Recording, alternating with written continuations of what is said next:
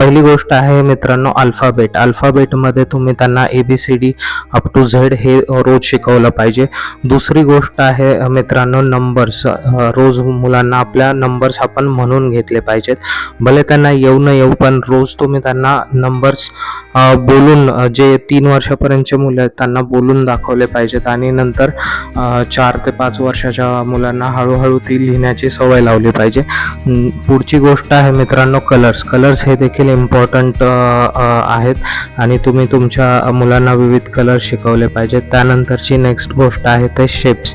तुम्ही different shapes, आयत कशाला म्हणायचं, चौकोन कशाला म्हणायचं, त्याचे इंग्लिशमध्ये नाव काय, रेक्टँगल, ट्रायंगल, स्क्वेअर, हे असे विविध प्रकारचे जे शेप जे त्यांना शैक्षणिक कालावधीत उपयोगास येतात असे तुम्ही त्यांना शिकवले पाहिजेत. त्याचप्रमाणे कुठले कुठले प्राणी असतात, त्या प्राण्यांना काय म्हणायचं किंवा कुठले पक्षी असतात, बर्ड्स, त्यांना काय म्हणायचं हे देखील तुम्ही त्यांना शिकवलं पाहिजे.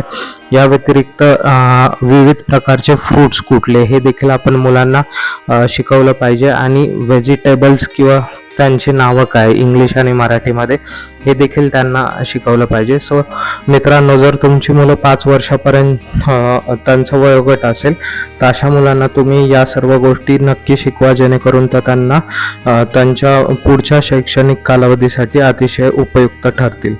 आपल्याकडे जर अजून यापेक्षा इतर काही ऑप्शन असतील तर तुम्ही मला कमेंट सेक्शनमध्ये कमेंट करून सांगू शकता.